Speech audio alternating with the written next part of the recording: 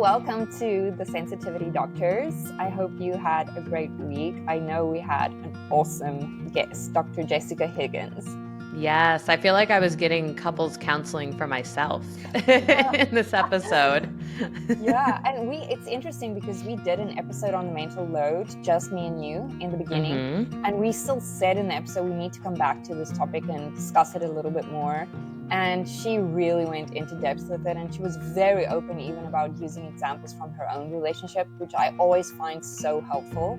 Yes, Dr. Jessica Higgins is so awesome. I met her on her podcast, the Empowered Relationship Podcast. She's been doing this work for 20 years. She's so smart too. That's one of my favorite things about talking with her is she takes all these big, huge relationship concepts and makes them so easy to understand in this really caring way. One of my favorite things that she had unpacked was what to do when you do want to express something and how to not always lean towards criticism. And it got me thinking a lot of, when I ask things of my husband, if he is defending himself all the time, is that a him thing or is that maybe something about my delivery? So if you're curious about how your dynamics have been in your relationship and you want to figure out how to balance mental load, which is a huge issue for all of us, and we explore gender issues with it, highly sensitive issues around it, and just really societal issues,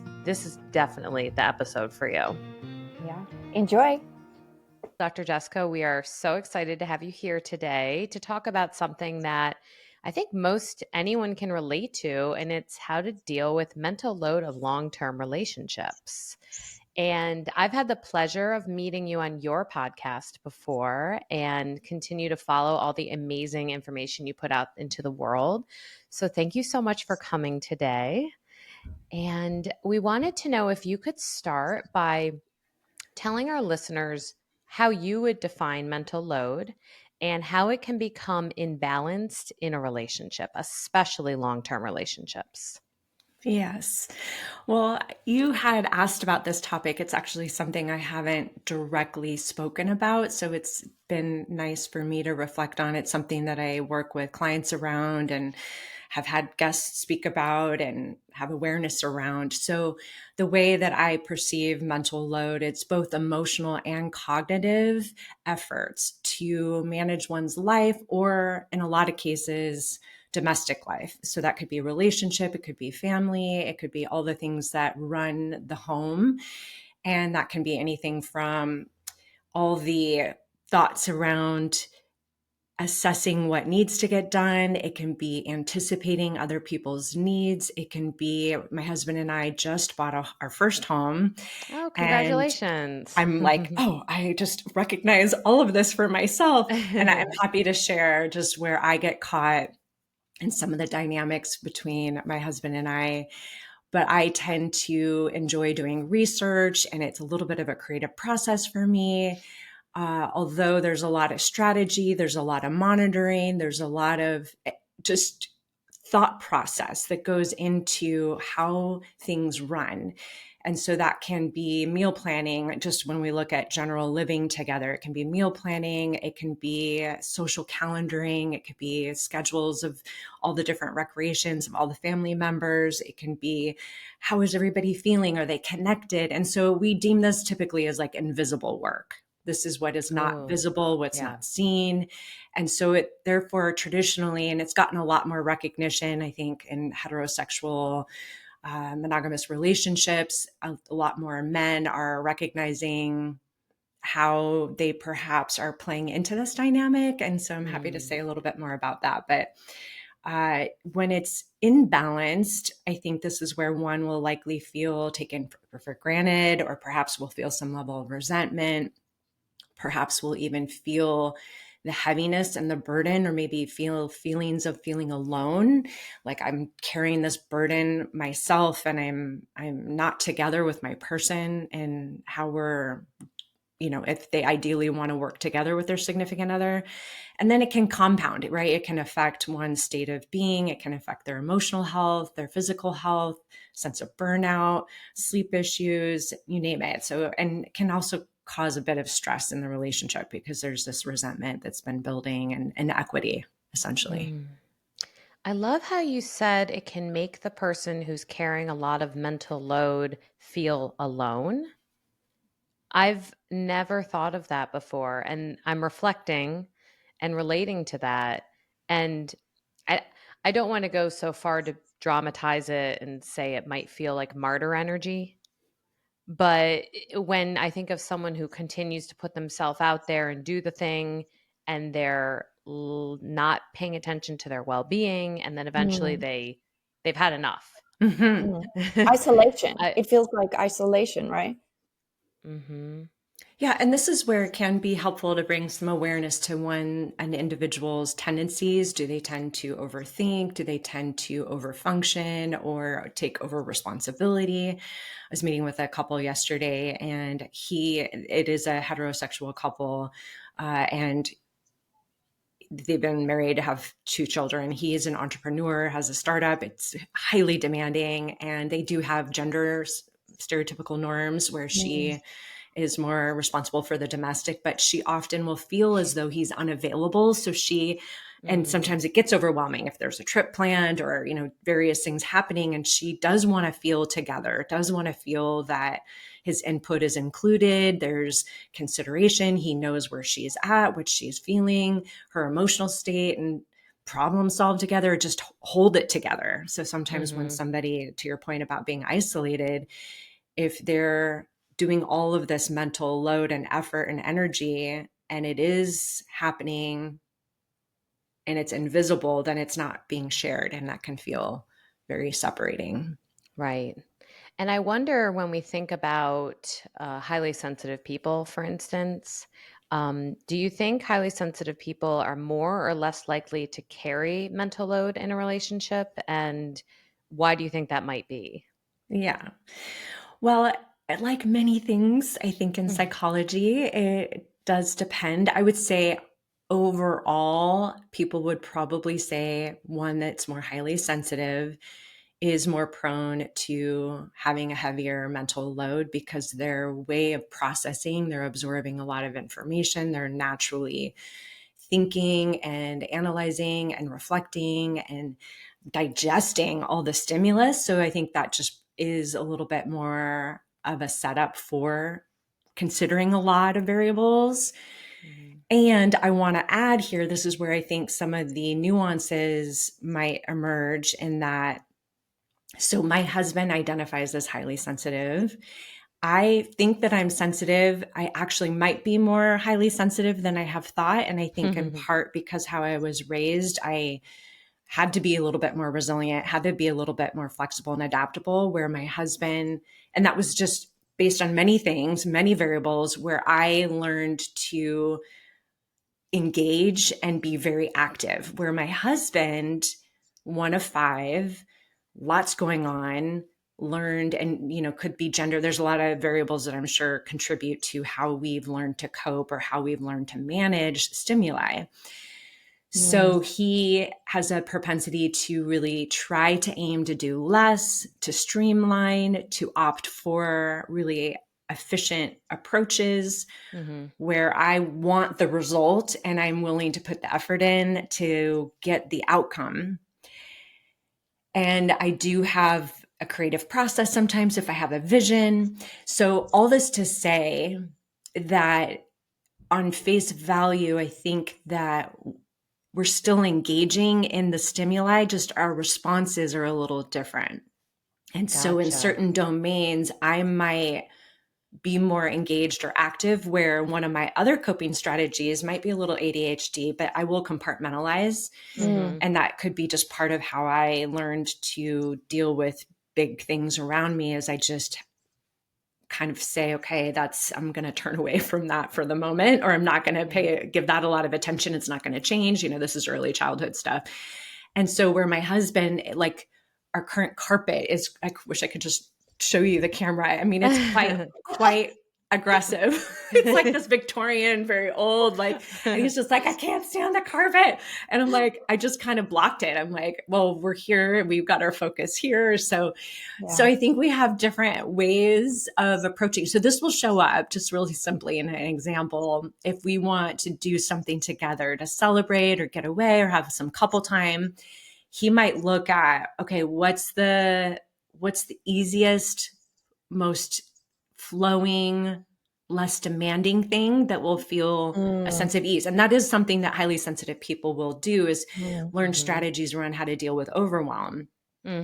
Where I might approach, like, what is it that we want to experience and how do we create? And I have big ideas and I tend to be a little bit ambitious around what I want to accomplish. And so this will be a tension point. So, but I think in a lot of domains, I am caring a lot more, and in part because I care and I want the result, as I said. And also there's certain things, I think it also individually, people have different strengths and different things that they bring. And so that's part of, I would say, as a couple's negotiating mental load and looking at this a little bit more consciously, we'll want to consider.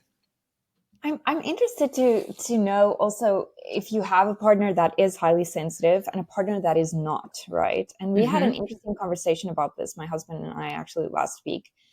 And we were talking about the mental load, and I was explaining that I think the mental load for me is tougher just because of the way I'm wired. So a silly thing is lighting, for example. I cannot sit, be, or function in a room. Like, I can't sit down for dinner at the kitchen if the correct lighting isn't. Like, if the wrong light is on and it's too bright, like, everything within me stops. It's just the way I am. I relate so hard to that. Yeah. So I feel like I need to constantly adjust myself around this and how I focus with this, and his response as well. I feel that puts a lot of mental load on me because I feel I need to preempt the things that would overwhelm your super sensitive senses. And now I'm trying to kind of, steer the car in the different direction so that you don't come in from the office and feel super overwhelmed by these things that upset you. So I'm wondering how you balance that between an HSP and a non-HSP, and the non-HSP also feeling like in their own way, they're having to deal with the mental load by preempting these things that they think would upset their sensitive partner. Yes. I mean, I experience it. So my husband is very sensitive to sound, and I'm recognizing if we're in a restaurant, I'm conscientious of him. So what I would say with real communication, and I don't mean just speaking words, I mean having awareness around one's experience, self, and also holding space, being curious for the other. And as there's a deepening in that understanding, typically we're going to be different, and there's some tension around that. To your point, right? We can't always be caring for the other, caring for ourselves alone. That's a lot to hold. But if we can show up for each other, help each other, because typically what happens with having the understanding and the empathy with the person that we love, and we get the significance and the meaning, we typically want to help. We want to be an ally. Now, when it's not visible, which we're talking about with mental load, sometimes even the person that is carrying the heavier mental load maybe doesn't even give full credit to all the things that they're doing. So one of the recommendations sometimes is, I mean, this isn't the only one, but can we unpack? Can I look at, can I actually just write it all down or have a place that can hold it, whether or not it's a shared to-do list? I mean, this gets into the strategies, but I think coming back to your question with a non-HSP partner, this may not be on their radar. And it's not from a place of neglect or lack of care. It's just not something that they're picking up on or quite getting the signals around. Again, if it's invisible, they don't see it on the outside, it's not happening for them. This does take a little bit more, I would say, slowing down and really having that channel of connection around some of these important points. And it is sometimes educating, and also not from a place of like, I'm right, you're wrong, but how do we work together? And this is really getting at too, another recommendation would be, how are we co-creating. What's our vision? What's our goal? Are we trying to create an environment where we're all really feeling welcomed? And sometimes when there is differences, that's hard to achieve. But I think with a little engagement in the process, that likely something will emerge that will feel good to both. There's so many aspects of what you're saying that I'm relating to that I want to unpack a little of. Sure. The kind of this handing off of mental load that I've experienced. So I'm a highly sensitive person with maybe some ADHD traits, but definitely not to the degree that my husband, I've mentioned before in other episodes, is much more highly ADHD. And he's also an HSP, and he also has experienced a TBI from being hit by a drunk driver. So we have like, I know, all these things kind of piling together. And so I'm relating to what Dr. Jeanne was saying about kind of scanning and preemptively making sure you're okay, I'm okay, we're okay. So there's this, I guess I'll call it kind of HSP mental load that is very much just the HSP deep conscientiousness that Dr. Aaron talks about. And then there's this other mental load that I feel like comes from a history of expectations of my role as a mom and a businesswoman and a girlfriend and a daughter. And so I'm seeing it as we're unpacking this as these two channels where I have, I mean, to say my gendered mental load or the expectations that well, you're better at picking out what we need in our groceries, or you know what to say to the doctor. It almost comes across as like a compliment, but then, but then it's not necessarily something I always want to carry. And I think something I've started to do, and why I was super excited to talk about this, and I think it can be helpful for anyone, but especially highly sensitive people, is I have started to take personal ownership over my HSP mental load, knowing that this is from my state trait, this is my nervous system, and not everyone around me cares as deeply as I do about having really calm music playing during dinner. I mean, to the point where my family will make a joke that if I come home and my favorite dinner music, Iron and Wine, is not playing out of the Alexa, that it's going to turn on as soon as I sit down. To your point, Dr. Jeanne, about the lighting. And hopefully my home was to your liking when you came for dinner. But very pleasant lighting. Loved it. Good she didn't ambiance. leave. She didn't leave, so that was good. But I think it's bringing something up where I'm thinking maybe I can take ownership and not feel resentful for the HSP load, but maybe there's something to be done about balancing just the relationship or gendered, or maybe we'll say narrative load, because it's not just gender. It can be, as you were saying, Dr. Jessica, narratives you got from your family or narratives we get from even our community. So all of that to say, to unpack all of that, in your opinion, is there a way that couples can work to balance those narrative roles, we'll call them, those narrative roles that feed mental load? Well, I want to back up just one moment because I agree with you. And I also want to say that whether or not it's ADHD or HSP as a trait or symptoms of a different experience that one is having, that the couple is, as a system, it's a part of the system. So even if one is taking ownership, it's still a part of the dynamic. Excellent point. And so when we look at how, like, what has meaning, what is significant, because look, there's times where, again, I'm in question and I've interviewed people who are experts in HSP and they're like, you're probably, if you think you know, you're high on it, you probably are. HSP. And the more, I know, I'd love to know your score.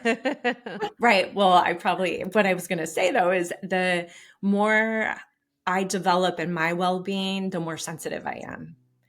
And there's times where my husband will speak into something. And so even Dr. Jeanine, as you're talking about lighting, sometimes somebody will do something. I'm like, oh, that feels so much better. I don't even think I was aware that it was bothering me, but to have someone else create more space and put that intentionality. I think a lot of people in modern living tend to have to almost dissociate from certain cues that they're getting in their system to function, whether or not it's driving and the intensity of all the, depending on where one is living. And so I think it can be helpful to have the input of someone who is a little more attuned or giving emphasis to something that might seem insignificant, but does create a space. So all that to say that in relationship, when we're looking at the system, when one is feeling more relaxed, I think it does send cues, right? We are picking up on the nervous systems of those around us closest. So the neuroception. And I think if we can be again in this generative goodwill state, then there is a desire to help. So Dr. Amelia, when you're talking about kind of just a strategy or system, I just wanted to back up and really comment that if we can see the couple or the family as we all matter, our experiences, our nervous system, and that this does support us in being more connected, more, because I can say when I'm more relaxed, that's the time my husband is most attracted to me. Oh, and I noticed such a difference in the behavior of my kids too. The more Right. relaxed we are, even my dog. Right. Oh, That's Right. saying a honey. lot. That says a lot. She's met my dog. He is actually on Prozac, people. So Really? yes. Oh my gosh. I kind of passively diagnosed him with canine ADHD, and I brought the topic up to his veterinarian. And she said, you know what? I absolutely agree with you, but we don't medicate ADHD in dogs. The only option is Prozac. And let me tell you, it was such an improvement for the whole family. Wow. Right. Right. But Oh, I wanted to say something with regards to what you're explaining now, Dr. Jessica, because I think this is so important. You're saying something about communication means not just speaking, right? And saying the words, it's really communicating. And I'm the least feministic person you'll ever meet, and I often get extremely criticized for that. So I'm always trying to kind of equal the playing field and try to be fair.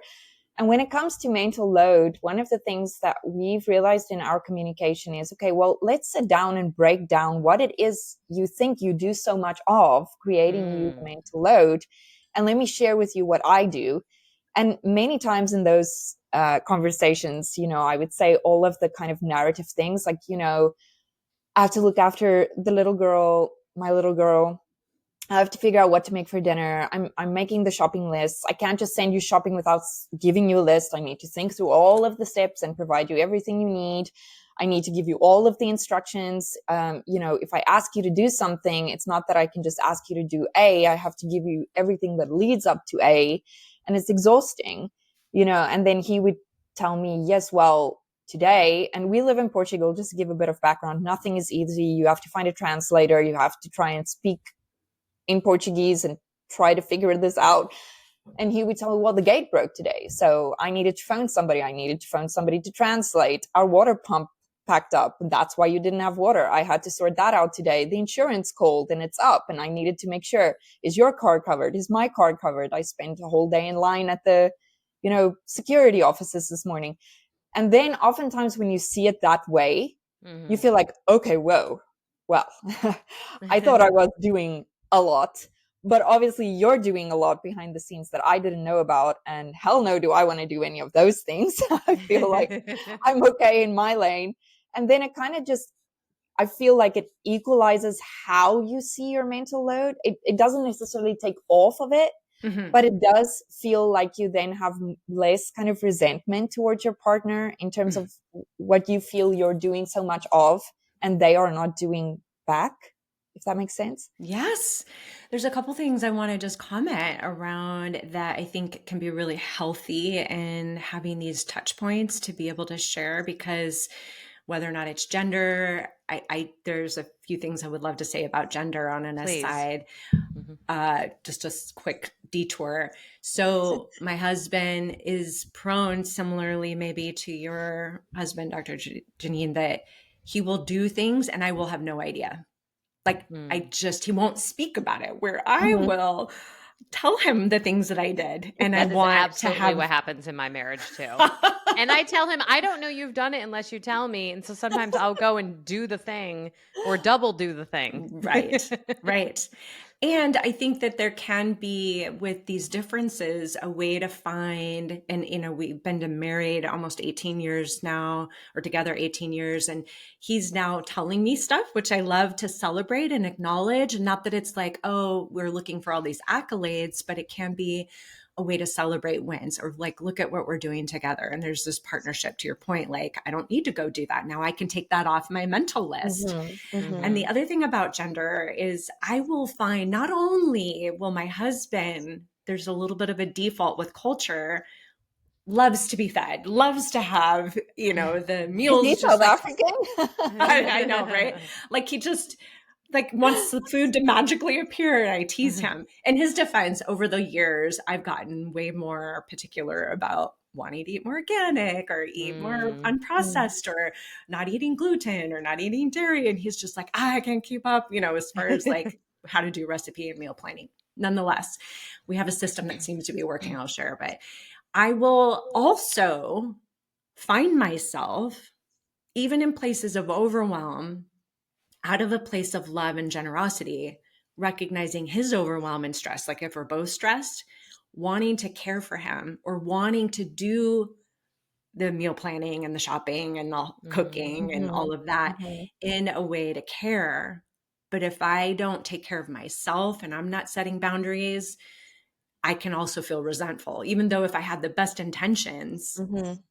It's, I think, my programming, my culture around, even though I think there's a lot of evolution in gender roles, I think there is still this nurturing part that I sometimes find myself going to, which I want to be mindful of. And so I think, Dr. Jeanne, in your point around how to negotiate this, I do think there's a consciousness around, let's bring visibility to the things that maybe aren't visible. And yes, some listening might say, wow, that sounds like a lot of work to like write it all down or to talk about it. And I think if there's a high level just system or process that one can do, and I think some people would recommend doing this on a review basis, whether or not it's yearly or monthly.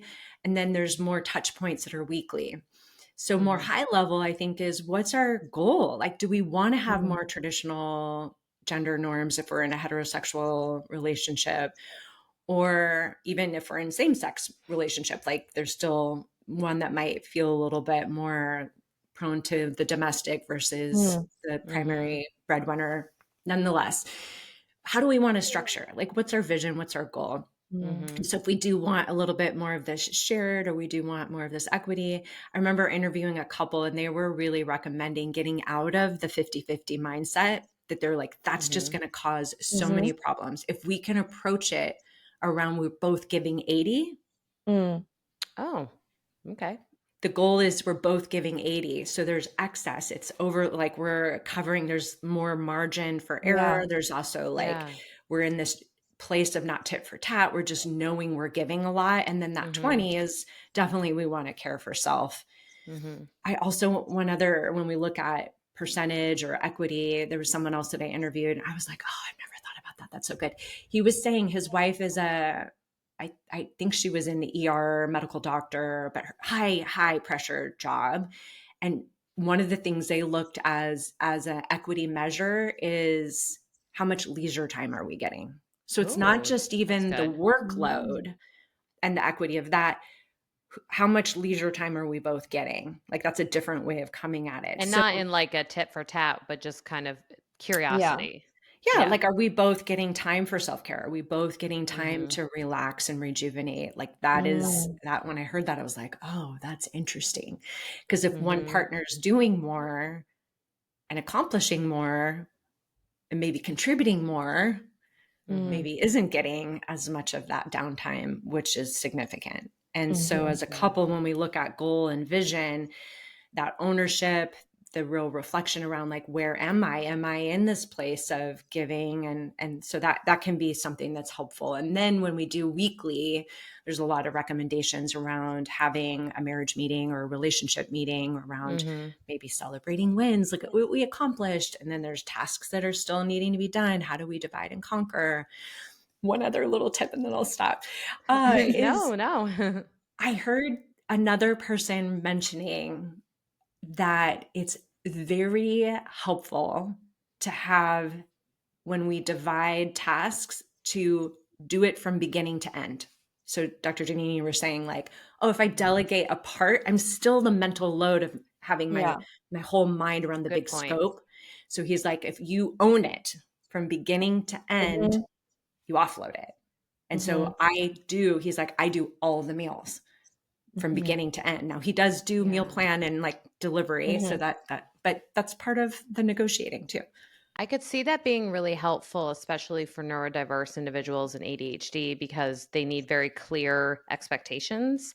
And so if you only give part of the task away, there might be a bit of that gray area. So that's awesome advice. And there were a couple things you said that I wanted to mention something about. And then I have a question that I want to make sure we get to because I think it's really important. So the first thing is just, you were talking about the desire to nurture and this wanting to care for. And I do think it's important to mention one other reason why some people may take on the mental load that I don't think we've touched on. And that is out of fear and the desire to maybe control things because of the feeling of not wanting to feel unsafe. And this can be from childhood. This can be from maybe there's been some disloyalty or instability within the relationship. Maybe you have a child with special needs. I'm just bringing up all these different scenarios. And that I think is one of the most difficult things to work through on being able to release mental load and Yes. trust that someone else will pick it up. Yes.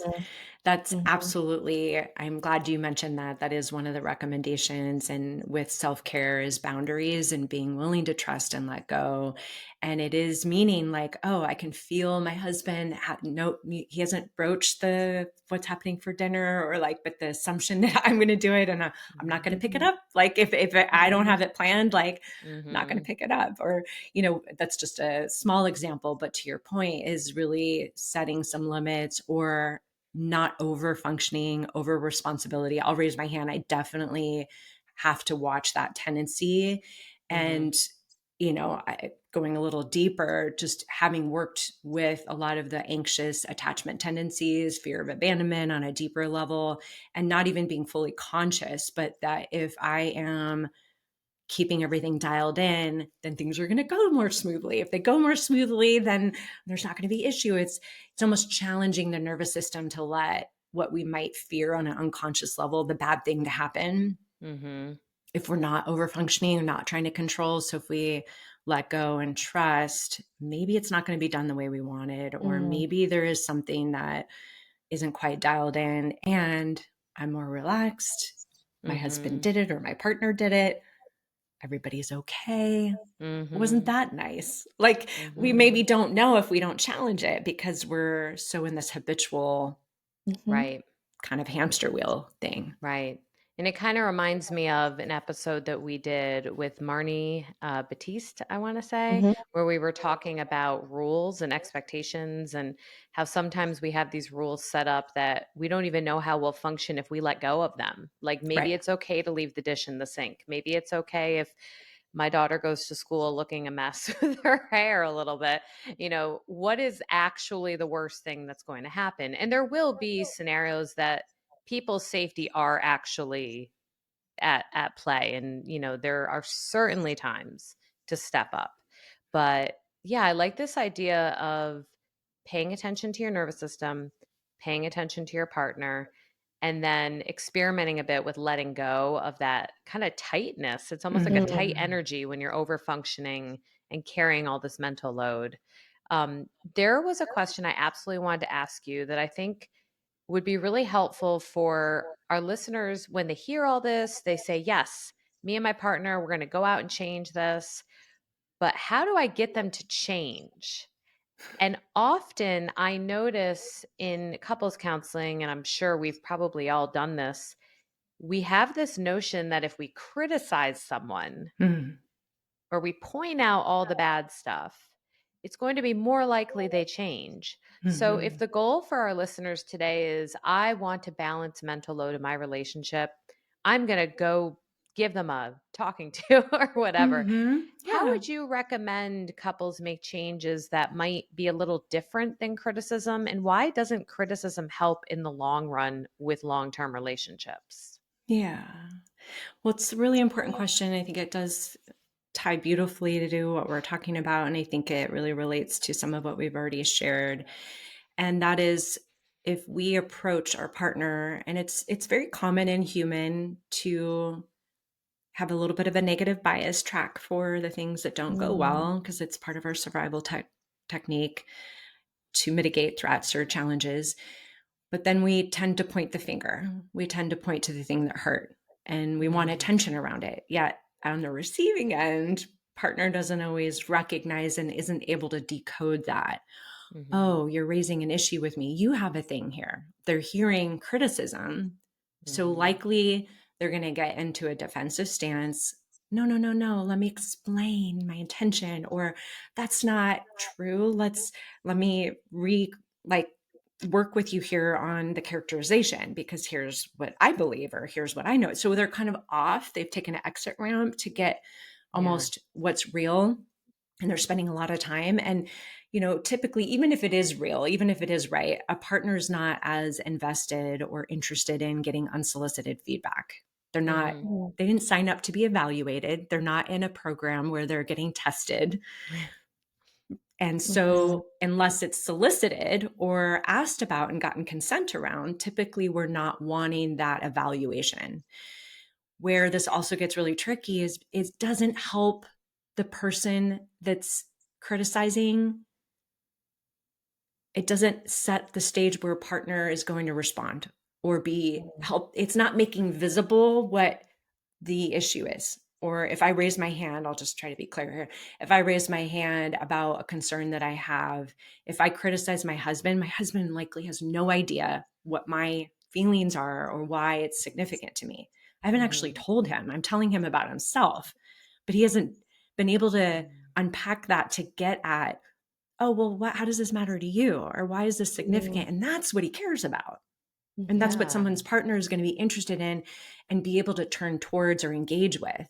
Mhm. So typically, if we're looking at some of this mental load, some of the conversation you were talking about, Dr. Jeanine, about being able, I mean, even with expectations, as you're saying, Amelia, sometimes, Dr. Amelia, like we might need to let go, but maybe there's a time and place that we're like, let's talk about how we like to clean the kitchen, like, or how we want the kitchen clean. Like, let's look at, is it wiping the counters, or, and not that it has to be rigid and done every single time, but can we sync up around why this matters, or can we learn from each other? And so having the conversations, why it matters, I think at the fundamental level, if we can show our partner, I like to say, if you can give a reveal or a request, that's going to Okay. be more likely responded to than a criticism. Because the criticism is more of a pointing, and they're, again, a Like, little you are bit, doing this. yes. But if Yes. I can, and sometimes I don't even know until I actually, because on first, even myself, I do this all the time. I've been in this work. I grew up with I statements and communication practices. And I still, the I human feel when tendency, you. yes, is I have all the legitimate reason to be upset. And let me tell you why and my story around it. And yet, he can defend against that, right? And so if I get a little more still, or like unpack it to get to the like juicy underlying parts of like, oh, well, I feel scared, or I feel worried, or I'm afraid, I feel hurt, or whatever the things are.